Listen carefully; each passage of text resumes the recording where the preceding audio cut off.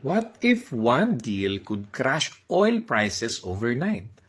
Behind the scenes, there are growing signals of potential talks between the US and Iran. While nothing is officially confirmed, the direction is clear. Negotiations could involve nuclear limits, sanctions relief, and control over key trade routes like the Strait of Hormuz. And this is where it gets serious. Because around 20% of the world's oil flows through that route. If a deal happens, oil supply stabilizes. Prices could drop, inflation eases globally.